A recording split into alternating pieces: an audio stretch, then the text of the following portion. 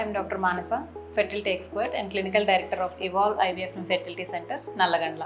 ఇప్పుడు నేను డిస్కస్ చేయబోయే టాపిక్ ఫోలిక్ యాసిడ్. జనరల్గా మనం ఏ డాక్టర్ దగ్గరికి వెళ్ళినా కూడా ప్రెగ్నెన్సీ ప్లాన్ చేసుకోవాలి అని చెప్పినప్పుడు వెంటనే ఫోలిక్ యాసిడ్ అనేది ప్రిస్క్రైబ్ చేస్తూ ఉంటారు. అసలు ఈ ఫోలిక్ యాసిడ్ ఎందుకు వేసుకోవాలి, దీని యొక్క సిగ్నిఫికెన్స్ ఏంటి, తీసుకోకపోతే ఏమవుతుంది అనే విషయాల గురించి ఇప్పుడు తెలుసుకుందాం. ఈ ఫోలిక్ యాసిడ్ అనేది ఒక ప్రీనేటల్ వైటమిన్, అంటే బి కాంప్లెక్స్ వైటమిన్ అన్నమాట.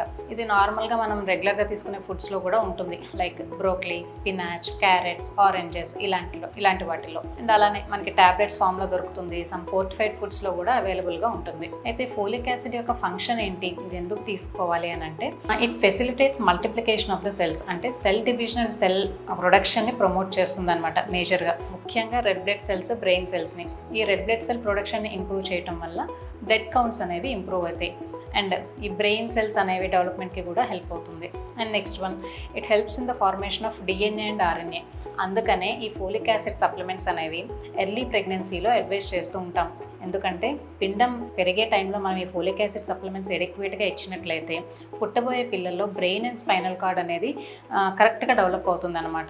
ఎటువంటి బర్త్ డిఫెక్ట్స్ అనేవి రాకుండా ఉంటాయి. అయితే ఫోలిక్ యాసిడ్ సప్లిమెంట్స్ ఎప్పుడు తీసుకోవాలి అని అంటే, ప్రెగ్నెన్సీ ప్లాన్ చేసుకునే కపుల్స్ ఒక 3 months ప్రయర్గా తీసుకోవాలి. అండ్ అలానే కన్సీవ్ అయిన తర్వాత కూడా ఒక 12 weeks వరకు కూడా వీటిని కంటిన్యూ చేయాల్సి ఉంటుంది. అయితే ఫోలిక్ యాసిడ్ సప్లిమెంట్స్ సరిగా తీసుకోకపోతే లేదా ఫోలిక్ యాసిడ్ డెఫిషియన్సీ ఉన్నట్లయితే ఎటువంటి రిస్క్ ఫ్యాక్టర్స్ వచ్చే ఛాన్స్ ఉంది.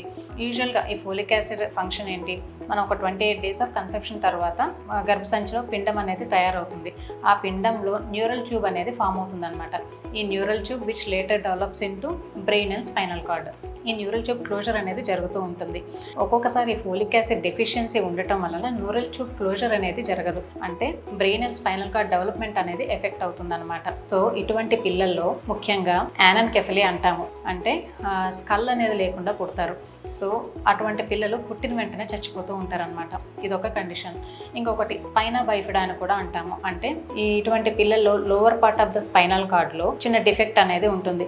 దీనివల్ల leg paralysis, nervous system disorders కానీ, డెవలప్మెంటల్ డిలే కానీ ఇలాంటి ఇష్యూస్ వచ్చే ఛాన్స్ అనేది ఉంటుంది.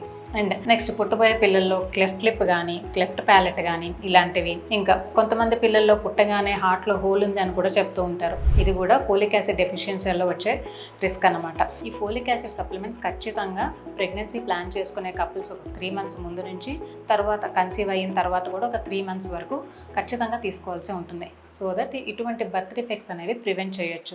ఈ ఫోలిక్ యాసిడ్ సప్లిమెంట్స్ తీసుకోవడం వల్ల మిస్క్యారేజ్ రిస్క్ కూడా ఆల్మోస్ట్ ఒక 20% వరకు డ్రాప్ అయిపోతుంది అనమాట.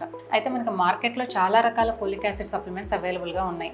లైక్ మనం ఫోలేట్ కానీ లేదా మిథైల్ టెట్రాఫోలేట్ ఇలాంటివి. మనం యూజువల్గా ఇచ్చేది 5 milligrams ఆఫ్ ఫోలిక్ యాసిడ్ అనేది అడ్వైస్ చేస్తూ ఉంటాము. కొంతమందిలో higher doses of folic acid అనేది కూడా అవసరం పడుతుంది. లైక్ ఎవరికి అంటే, ఒక ప్రీవియస్గా మిస్క్యారేజ్ హిస్టరీ ఉంది, లేదా ప్రీవియస్గా అబ్నార్మల్ చైల్డ్ ఏమైనా పుట్టారు అన్న వాళ్ళకి, లేదా ప్రీవియస్గా వాళ్ళ ఫ్యామిలీలో ఏమైనా న్యూరల్ ట్యూబ్ డిఫెక్ట్స్ ఉన్నాయి ఇటువంటి వాళ్ళకి, లేదా హిస్టరీ ఆఫ్ ఎపిలెప్సీ ఉంది. ఇలాంటి కండిషన్స్లో ఫోలిక్ యాసిడ్ సప్లిమెంట్స్ ఇంకొంచెం హయ్యర్ డోస్ ఇవ్వాల్సి ఉంటుంది. సో ప్రెగ్నెన్సీ ప్లాన్ చేసుకునే కపుల్స్ ఖచ్చితంగా గుర్తుంచుకోవాల్సింది ఫోలిక్ యాసిడ్ సప్లిమెంట్స్ తీసుకోవాలి. Thank you.